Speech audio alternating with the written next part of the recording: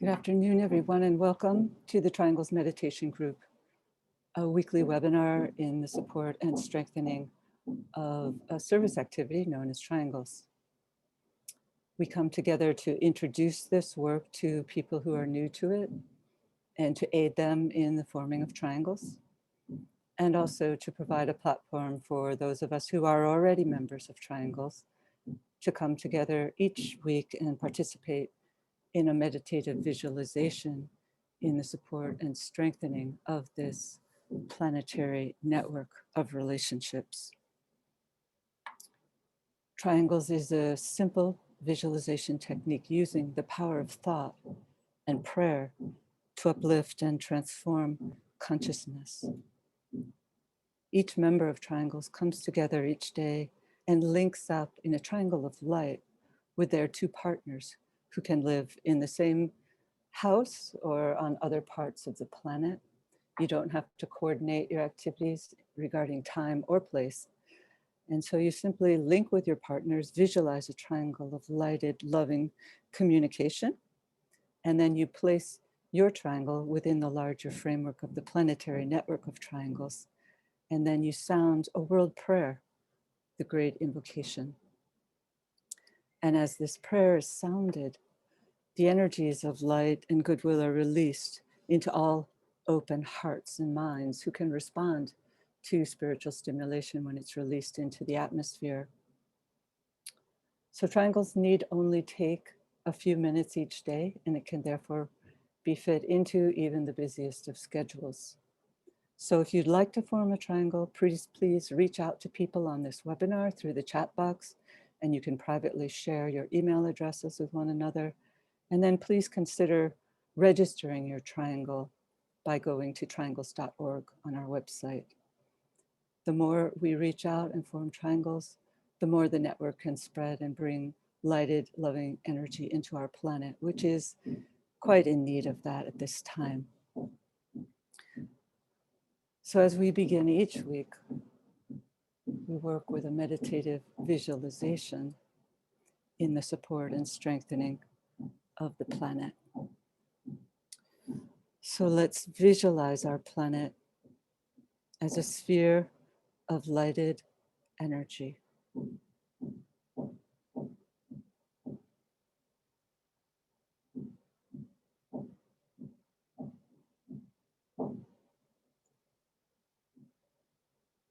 And visualize within that sphere a triangle composed of the three primary planetary centers. Shambhala, the planetary head center, the spiritual hierarchy, the planetary heart, and humanity, the planetary throat center.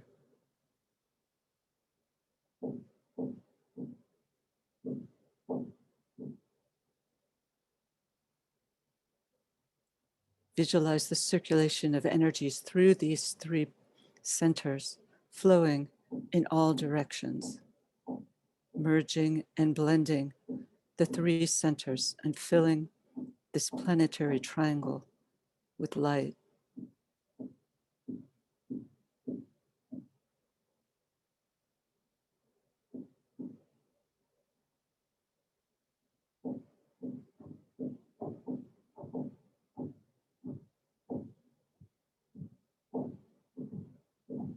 Now superimposed upon that triangle, visualize a 5-pointed star. This is the star of the world teacher, linking east and west, past and present, radiating the energy of love, wisdom.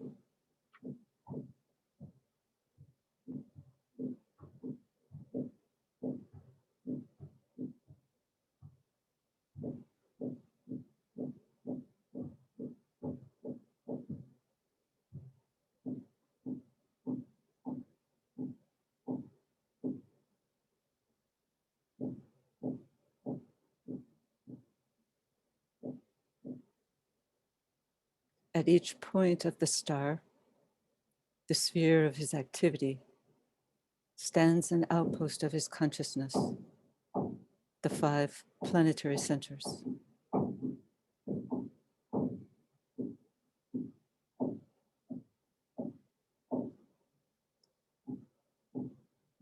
Visualize the energies of the teacher radiating forth from the center of the triangle through the 5 points.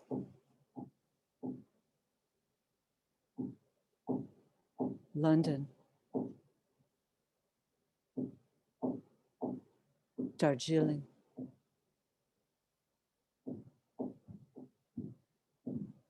New York,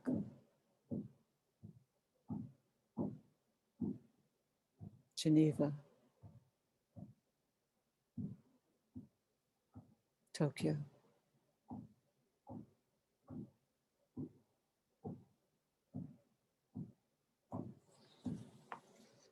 Visualize these outpouring energies enlivening small groups gathering everywhere, aiding them to focus and direct the energies into the consciousness of all humanity, solving its problems, creating right human relations, restoring peace on earth.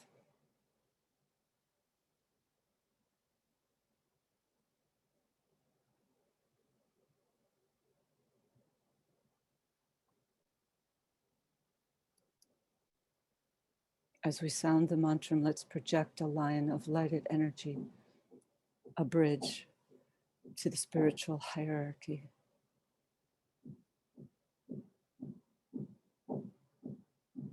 Radiance, we are, and power. We stand forever with our hands stretched out, linking the heavens and the earth, the inner world of meaning and the subtle world of glamour. We reach into the light and bring it down to meet the need. We reach into the silent place and bring from thence the gift of understanding. Thus, with the light we work and turn the darkness into day.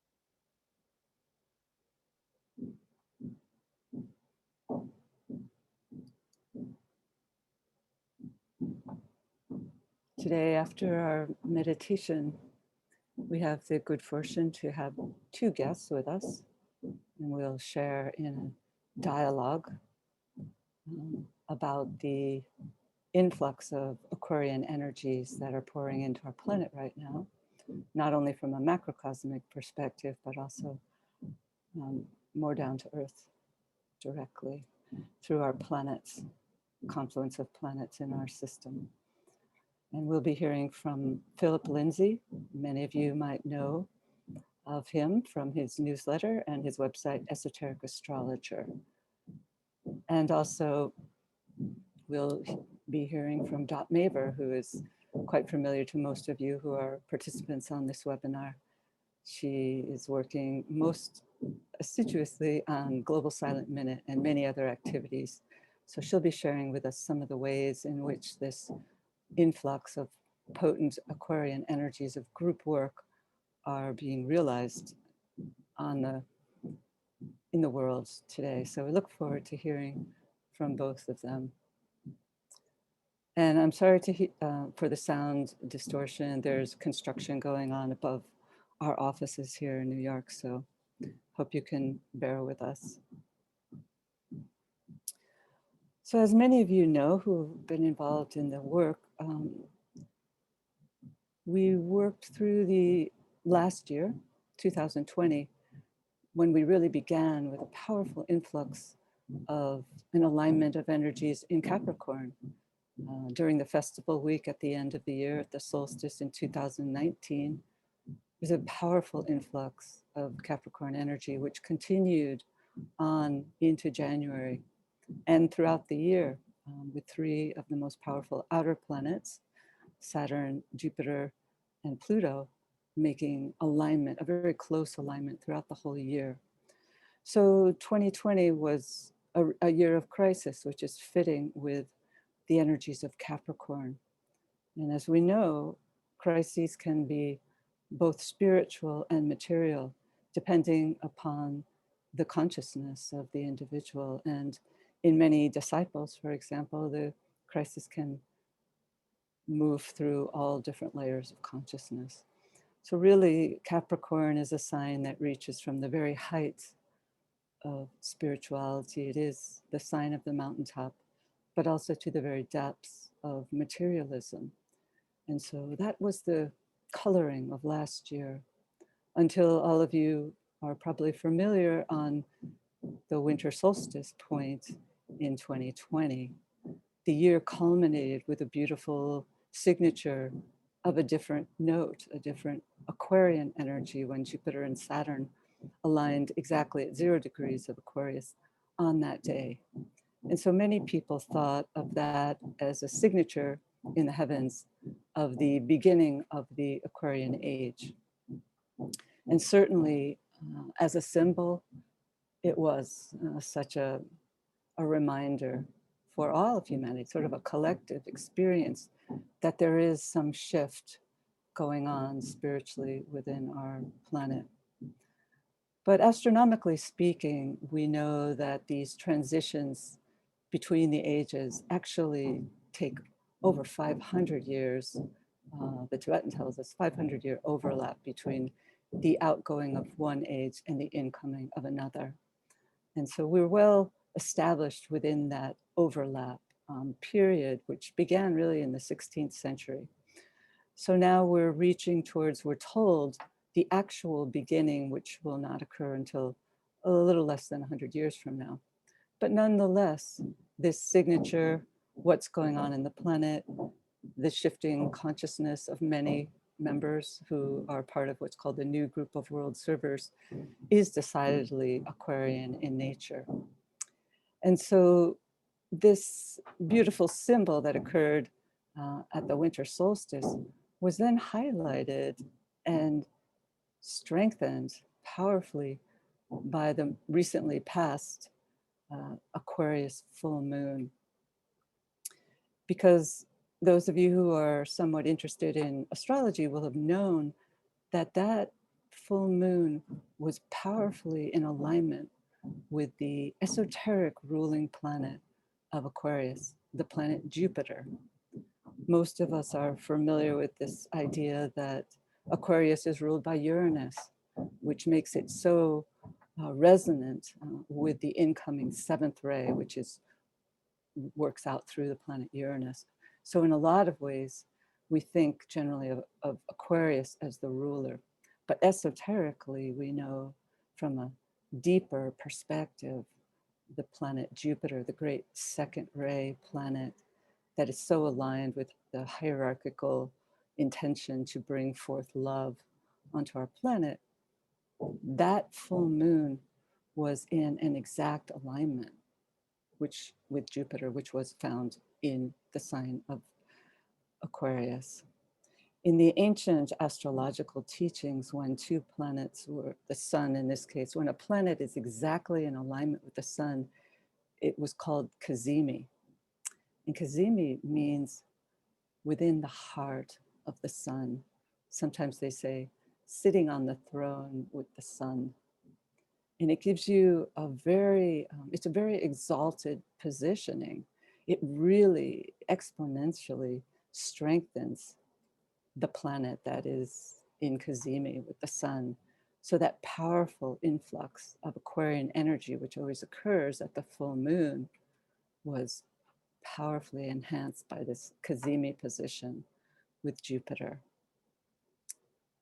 And then now we're approaching an even perhaps more powerful event. We can't really compare or quantify astrological configurations, but this Thursday, February 11th, at 2:05 p.m., in New York Eastern Standard Time, there'll be an exact new moon wherein there will be a configuration of 6 planets in Aquarius. So at the festival week, new moon, there were 6 planets coming together during that week in the sign of Capricorn. And now, within a little over a year later, this huge shift of 6 planets into Aquarius. So it's really giving our planet a real influx of this energy towards which we're moving collectively. So Aquarius being the sign of service, I feel that our 2 speakers will be able to shed much light on this period for us. So we look forward to hearing from them. So let's take a moment now to link up with each other, coming together in group fusion.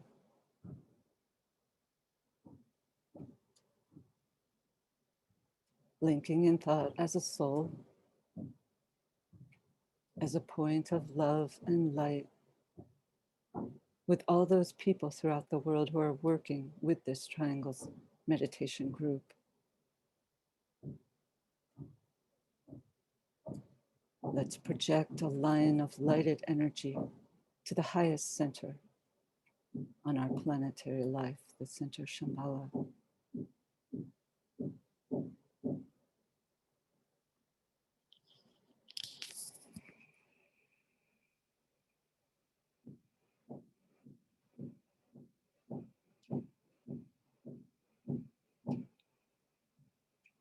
We sound the mantra.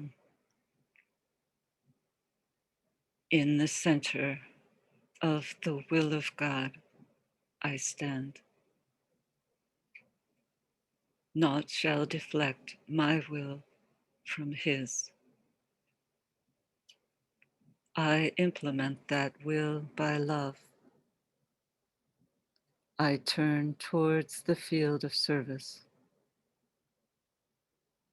I, the triangle divine, work out that will within the square and serve my fellow men.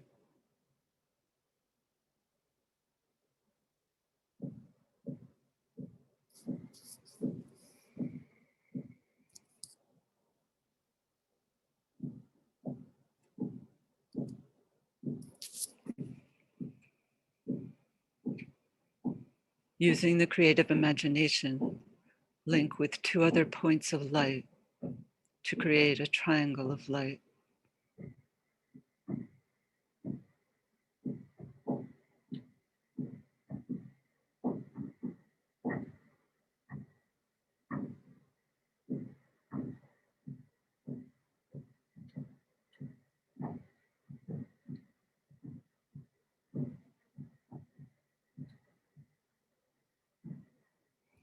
Visualize the triangle in which you are working as an essential part of the radiant worldwide triangles network.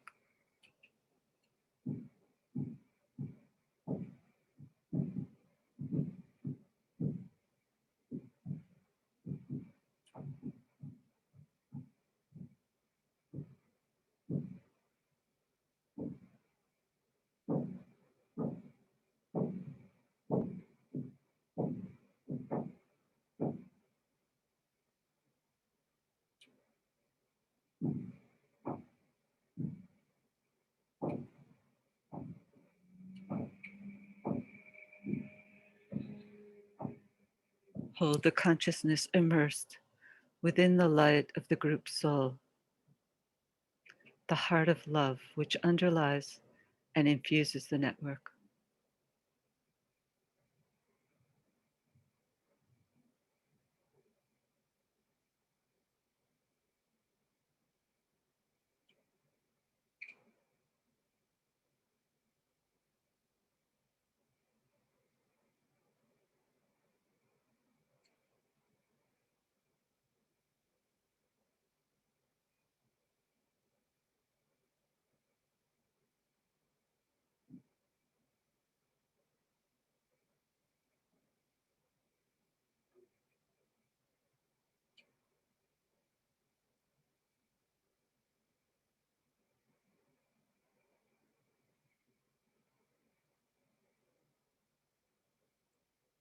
Now link with the world teacher who stands as the heart of love at the center of the spiritual hierarchy and also at the heart of each triangle.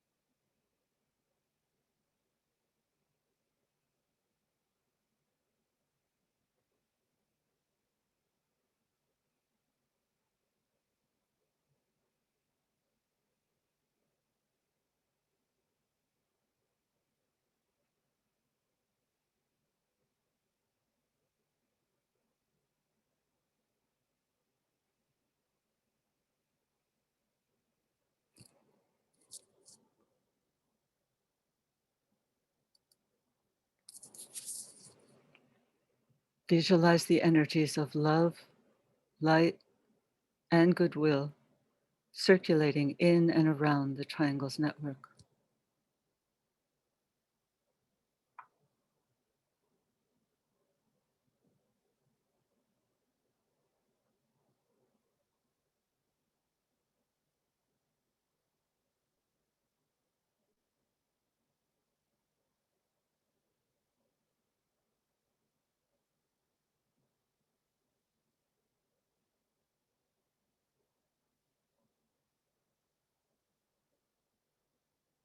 Visualize these energies unifying and eliminating all divisions within humanity, healing and transforming human consciousness, establishing right human relationships.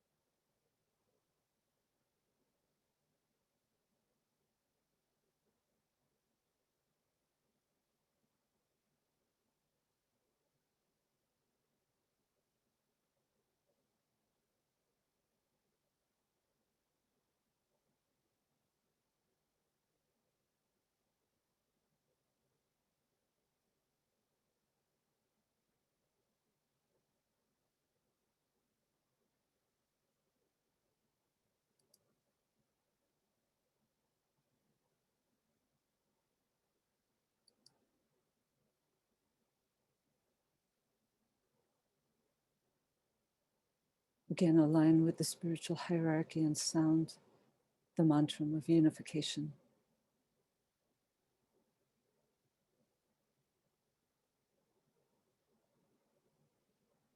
The souls of all are one, and I am one with them. I seek to love, not hate. I seek to serve and not exact due service. I seek to heal, not hurt.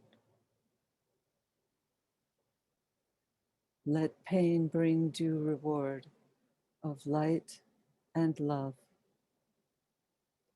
Let the soul control the outer form and life and all events, and bring to light the love that underlies the happenings of the time. Let vision come and insight.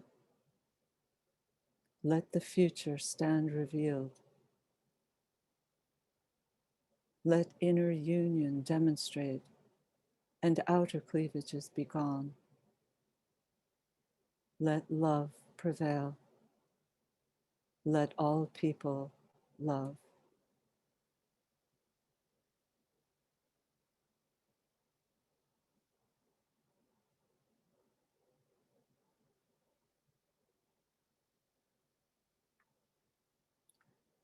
Visualize the whole planet alight with triangles. See new triangles being formed everywhere.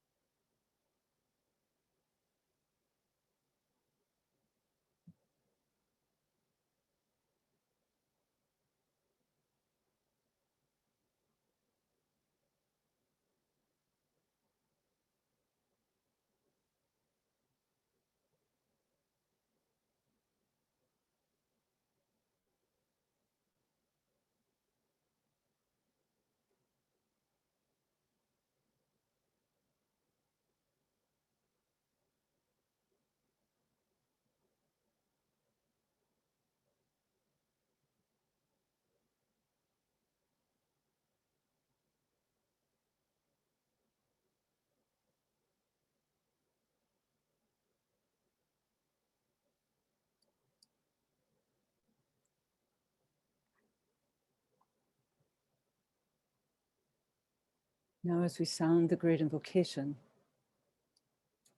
let's visualize the network acting as a link between the world of spiritual realities and humanity, as a channel through which light, love, and divine purpose may flow into human consciousness.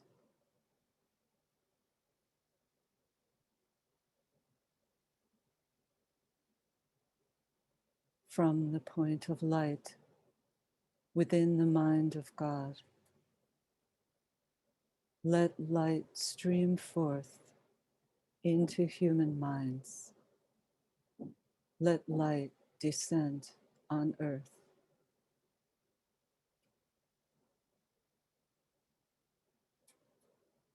From the point of love within the heart of God,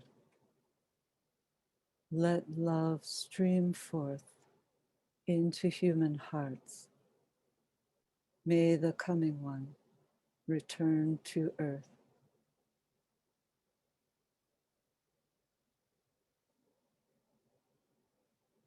From the center where the will of God is known, let purpose guide all little human wills,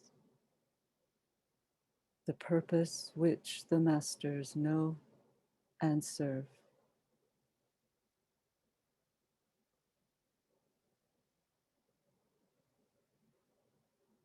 From the center which we call the human race, let the plan of love and light work out, and may it seal the door where evil dwells.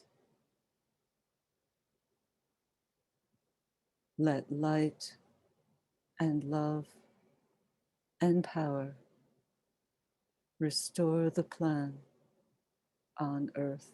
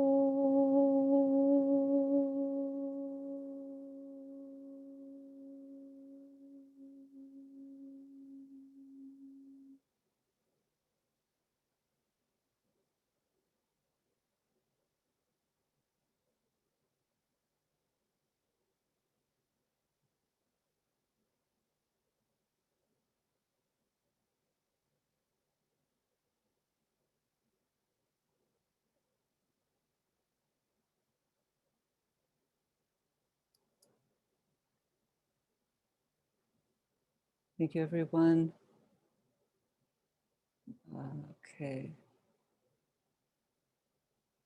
Now we're getting ready to admit our speakers. They seem to have dropped down in our list here. Let's see. Okay.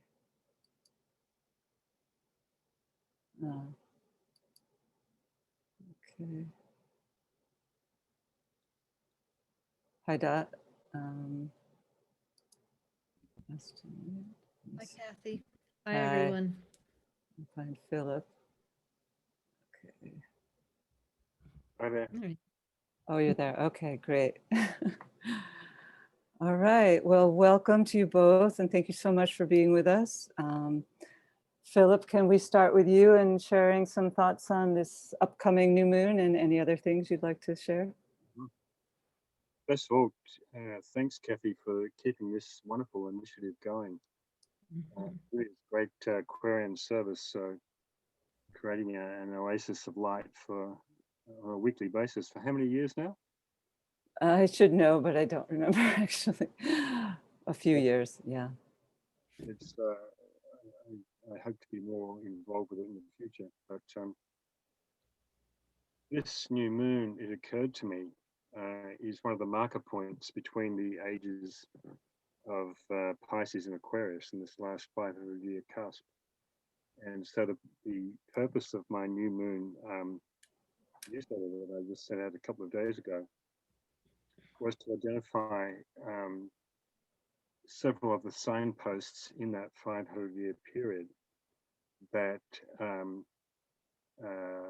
were all strong indicators of Aquarius emerging. So, for instance, the discovery of Uranus in 1781, then the discovery of Neptune, which was passing through Aquarius in 1846, the various ray cycles, the fifth ray cycle of 1775, the fifth ray being the only ray to pass through Aquarius, the seventh ray cycle of 1675, I believe, and so forth, coming right up to 1962, where we had this amazing 7-planet stellium in Aquarius. And that was an eclipse as well, a solar eclipse, total solar eclipse. So it left its etheric imprint in the body of the planet very powerfully.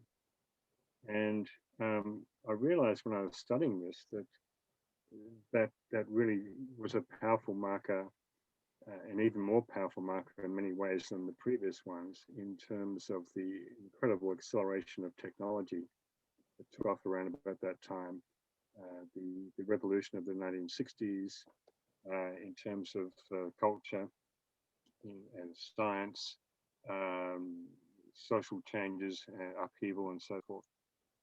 Dot's going to cover a few more of those things later, I think. But then I realized when I was looking at this new moon chart for a few days' time, for February the 11th, that it was in fact the Saturn return, the second Saturn return of the original 1962 eclipse. And what does that mean? What is the Saturn return for those of us who don't? Cycles. So we're looking at Saturn and Jupiter were in Aquarius in 1962, and they're both back in Aquarius in 2021. And the second Saturn return for an individual or any entity is one of real maturity, and a person can really start to come into their power around that time, if they haven't done so already, and consolidate upon that even more. So we're seeing the Saturn return and also reaping the karma, if you like, of the last 60-year cycle since 1962, good and bad, of course. And we find ourselves in a major planetary crisis since last year, with the passage of Pluto, Saturn, and Jupiter through Capricorn. So all these same planets are present in this stellium on February the 11th, as were in 1962, except for Mars. Mars is not in the picture this time, but Pallas Athena, the asteroid, is a very powerful asteroid. So That might be an interesting juxtaposition for Mars for Pallas Athena. Yeah, very positive, I would say. both, they're both fighting planets too. Yeah, Not but one's feminine. Perhaps that's the difference. with the totem, the owl, but she's also a warrior Yeah, and of ancient Athens. So, and her energy is very closely conjunct this Sun Moon conjunction in the new moon chart. This new moon, by the way, is not an eclipse. So the Jupiter Saturn conjunction you were referring to on the winter solstice, December the 21st last year, was obviously another signpost because that had not been a conjunction in that particular sign for 800 years. So that combined with this new moon is a major seed point. yeah, Plus, also the fact that Uranus, the ruler of Aquarius, going through Taurus right now, is square to Saturn in Aquarius for the next 2 years, almost yeah, two. And here we have the major thrust of my new moon article is this struggle between the status quo, Saturn, and what is coming and what wants to bring in the new Uranus. And this is what we're going to see. And I think we're going to see some really radical things take place in 2021 and through to 2022. A lot of upheaval, a lot of strain and of people trying to hang on to the past while others try and bring in the new. And there are various groups vying to bring in what they think is the best thing for humanity. Uh, and so there, there are several groups kind of all in conflict with one another about what that should be. So then, of course, we have the ongoing conjunctions or the so-called airy trigon continuing for the next 100 years before Jupiter and Saturn, before we go into the age of Aquarius astronomically in 2117, which I have an essay on my website about. So this is an extraordinary thrust of planets in Aquarius: Sun, Moon, Jupiter, Saturn, Venus, and Mercury. And it's interesting to note that Mercury is at the same degree in Aquarius as it was in 1962. Interesting. So there's something to check out about that. Mercury, the messenger, who is the disseminator of wisdom. So we are entering into this scientific age of Aquarius for the next 2,000 years cycle, which is ruled essentially by Uranus in terms of science, exoteric or esoteric. But as you were saying, the Jupiter, the esoteric ruler, is really the Aquarian water bearer who pours forth from her urn to serve thirsty humanity with the waters of love wisdom, Yeah. or with the plasma, if you like, if you wanted to speak in more electrical terms. But and this is the key to group work and community, and this online community that this initiative that you've been running for several years is an excellent example of how we can come together globally and in really powerful meditation and discussion. So building communities online and of course on the physical plane is very much the theme of Aquarius. Yeah. Dot, did you want to jump in now and share perhaps a few I would thoughts? love to. I really appreciate working through this sacred triangle, Philip and Kathy. And as we do each year around this time, it seems, and all the time. We And should fess up that we are in an actual triangle. We have a triangle. yeah, I love that. So, but that we actually present like this in Yes. Aquarius is really lovely. And a couple of things touch me, Philip. And as we spoke briefly a little bit earlier, as we pull some threads through now, first, the Mercury thing didn't occur to me till just now. That has to do with the Antakarana as well. Mhm. So it just seems that as humanity is awakening and the heart is awakening, and we're really, so many of us, and as a group, so much more conscious. One of the things that happened at the time of the 21st solstice, in fact, is through Four Worlds International Institute is our connection with Global Silent Minute and others.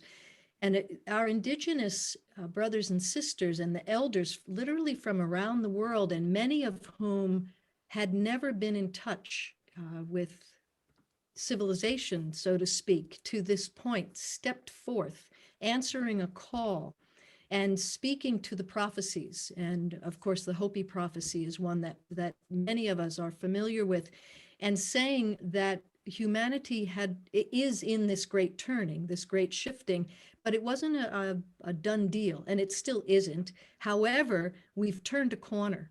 And we have made a decision inwardly, is what I took from many of these meetings, and that there's a willingness to step forward with the ancient wisdom and prophecies. And so as all of us step forth at this time, it seems like that's one of the things that's landing. And looking back at 1962, I love that. Second Saturn return. Let's mature, right? And step out. And the technology piece, Sign Network lands in what, 2019, a synergized impact network exchange. And this is thanks to John Raymer and others.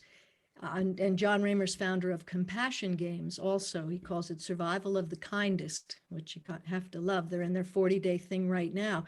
But what that has done, Philip and Kathy, is it has married, the Sign Network has married Zoom technology, one of the most advanced for us, obviously, that we're on it now, with social media in a way that is stunning. So in just a push of a button now around the world, it's like we imagine the Triangles Network just totally lighting up this gorgeous infrastructure on the planet, which allows for a flow through. And it has given us a possibility of networking networks in just a stunning way. So I'll just say one more thing before I sit back for a minute again, and that has to do with the Hague Center for Global Governance, Innovation, and Emergence, which is one of the groups that has stepped forth through this network, along with a number of others. And one of the things they offered recently and ongoing is donut economics. And many of us are familiar with that, right? But during COVID, Amsterdam decided we're not doing gross national product and GDP. We're not doing that anymore. We can't be about economic growth anymore. So Amsterdam, as a city, decided, let's do this new model to meet the need of people and planet. And that makes me think of Greta Thunberg and so many others. But anyway, to meet the needs of people within the resources of the planet. So Philip, again, when you were just sharing, those three things just snapped for me, as we are seeing the new era emerge right now in beautiful ways, in spite of what I heard you intimate, which, there's a lot of crisis, danger, and opportunity. And which way do we go?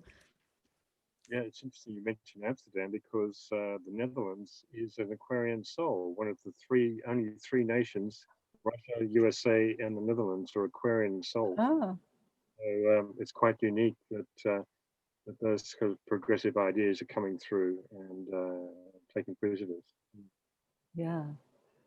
Philip, I wondered if you've had any thoughts about the higher aspects of Saturn, because, the exoteric view of Saturn is one thing, about crisis, the Lord of karma and whatnot. But for the discipleship group of the world, we know that Saturn is one of the major ruling planets. And it also, as you know, will be governing for the first 700-year cycle of the Aquarian age. And so we have to look at this passage, I think, of Saturn through Aquarius as a real opportunity, if we look at it from a different perspective.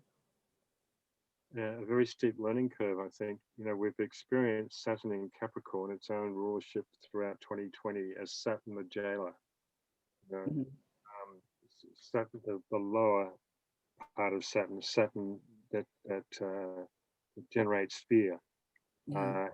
pressure. That's the kind of the typical sort of ancient astrology sort of malefic expression of Saturn. Yeah. But it is the esoteric ruler as well as the exoteric ruler of Capricorn. And of course, it rules the first decanate of Aquarius that we're going into for the next 700 years. Yeah. DK tells us that it offers opportunity, and the opportunity it offers is mental polarization. I think Mhm. Mhm. DK continually tells us that humanity is still mainly astrally polarized or in Atlantean consciousness. Yeah. So Saturn in Aquarius will provide a lot of discipline, mental discipline for Yeah. people, especially right now because there is so much emotional turmoil, astral turmoil going on the planet, Yeah. crisis, but also that astral turmoil is coming from the hierarchy themselves, who are Yes. approaching humanity and stirring up the astral plane. And that's why everything's been turned upside down and inside out and reversed because of the Yeah. astral kind of mirroring. And so Saturn in Aquarius is going to provide this sort of mental stimulus, but it won't be easy for a lot of people. And unfortunately, also, the Saturn in Aquarius will tend to consolidate and strengthen people who are already way over polarized in the mind, in the sciences, for instance, which Aquarius rules. Mhm. So what we're seeing is, as far as the 1962 cycle till today goes, is we've made marvelous advances in sciences.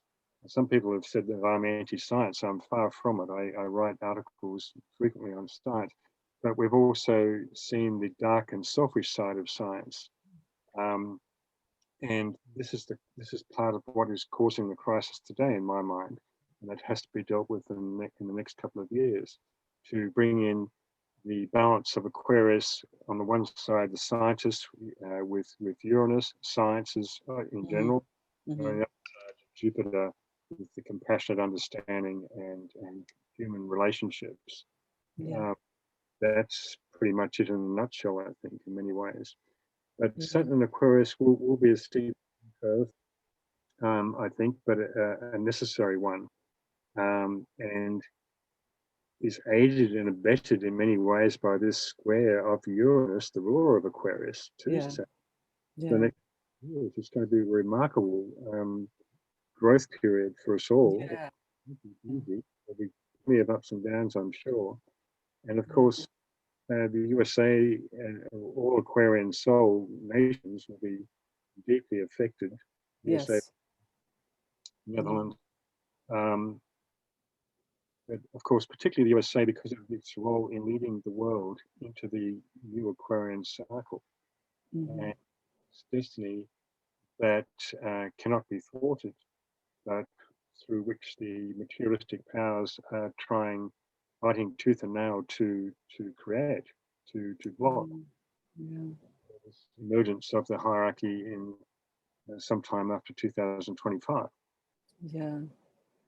I was reading an interesting point about the fixed cross. For those people who don't know, there are 3 different crosses that make up the zodiac, and the fixed cross is the one that governs discipleship, um, and it also governs the hierarchy. I was reading, which is really interesting, and I had forgotten that point. And the Tibetan gives a ruling planet for each of the crosses, and for the fixed cross, he gives Saturn. So it's not only that Saturn's governing humanity, but it's governing not just governing the spiritual people and the new group of world servers, but also the hierarchy. And so the hierarchy certainly uses the influence of Saturn in Aquarius in a very profound way that we can hope to get a touch of through our work together in our groups. Yeah. And Jupiter is going to be there for another year. Yes. Yes. That would take the edge off the somewhat austere nature of Saturn. Yes.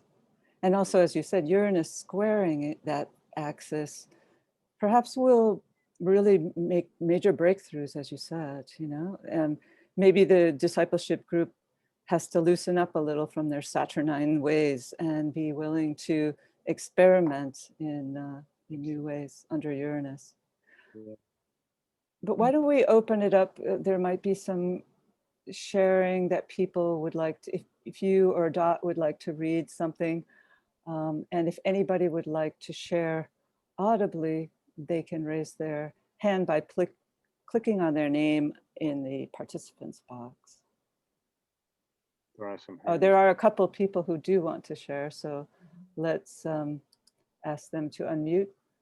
Linda Rosa, asked to unmute. I don't know if you're still there, Linda.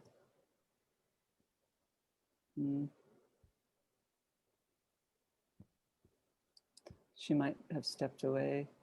So Philip, there's a question, what is your website? And let's, when you say it, let's put it in the chat. esotericastrologer.org. Say again? esotericastrologer.org.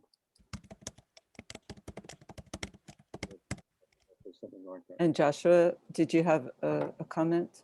Yeah, there was one comment, and some other people have commented that they're having trouble hearing Philip.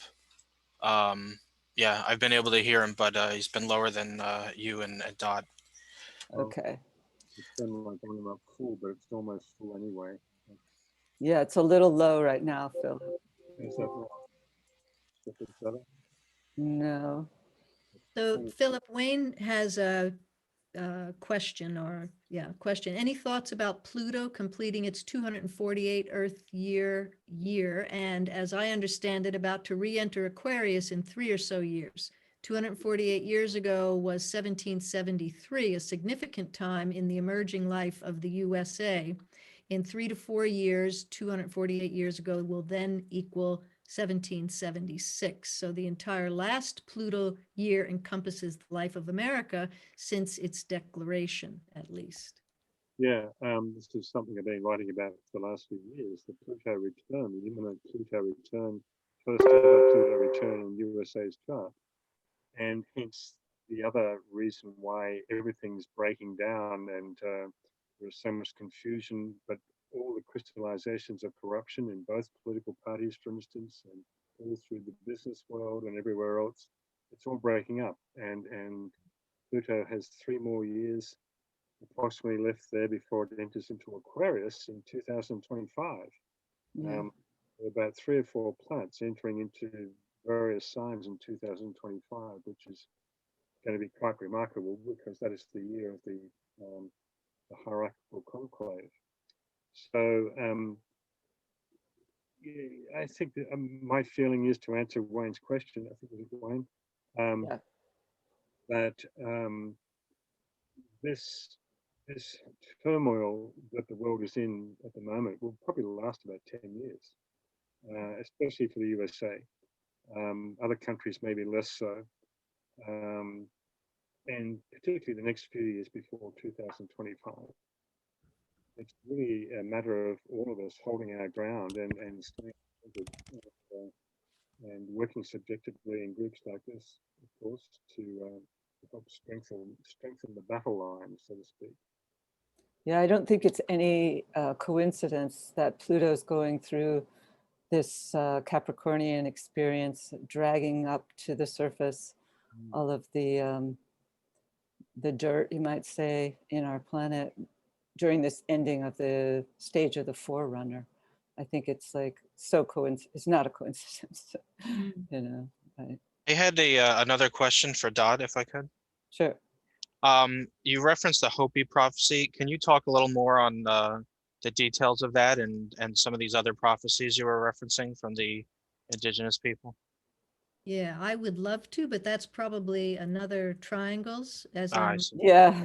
looking at the time realistically, but I would love to do that actually.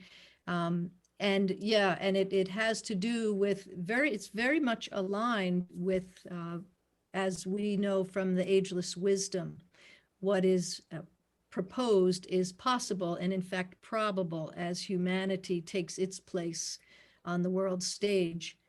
And what I want to say, Philip and Kathy, and I speak for myself, but I might be speaking for a lot of folks on this call and in the Triangles Network, thank you. A wholehearted, heartfelt gratitude for what the two of you put forth all the time.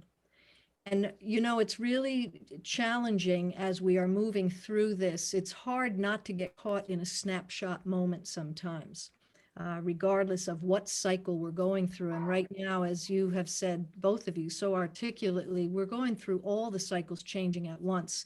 And with the planets just offering such a wonderful pressure, you know, like an egg wanting to burst.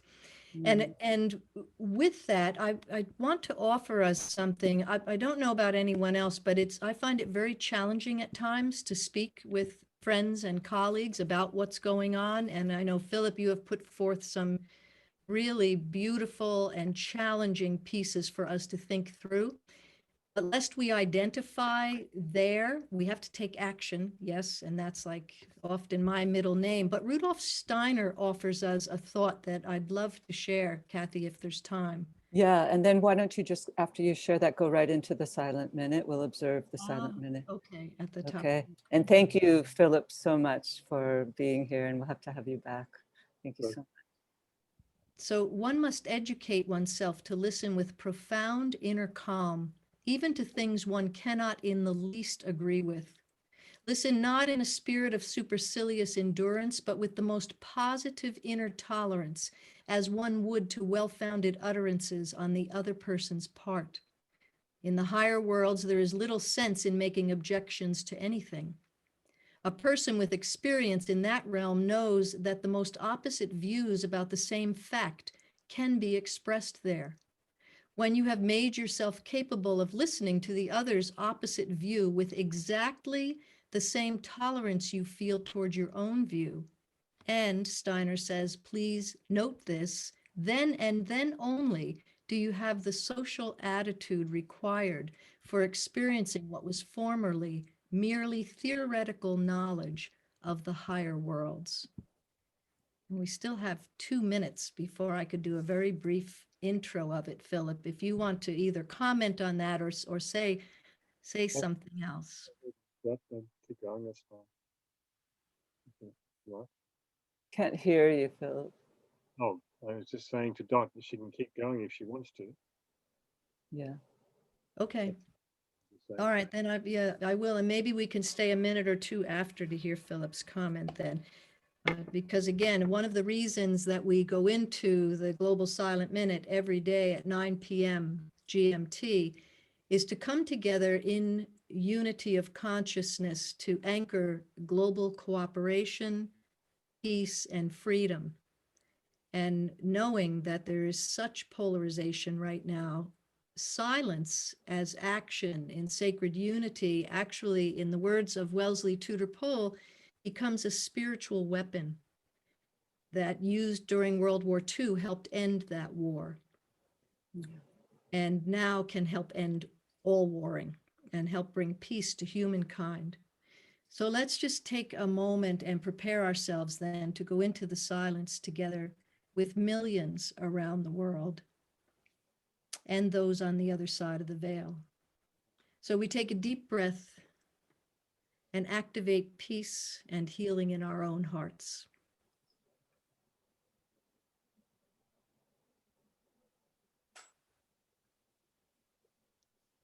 And now we invite those on the other side of the veil to assist with our intention.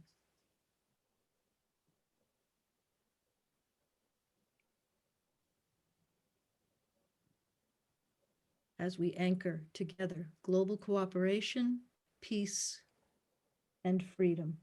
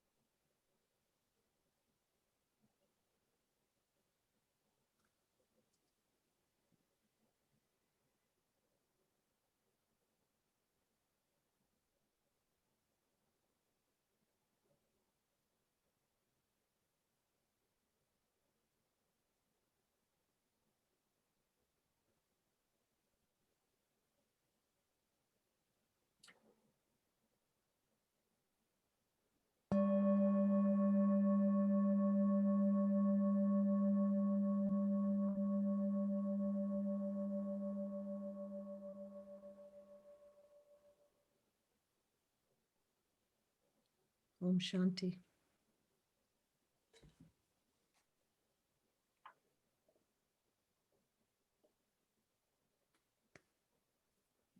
Thank you. Thank you very much. Did you have any final thoughts to share, Philip? Wow, don't get me started, Kath.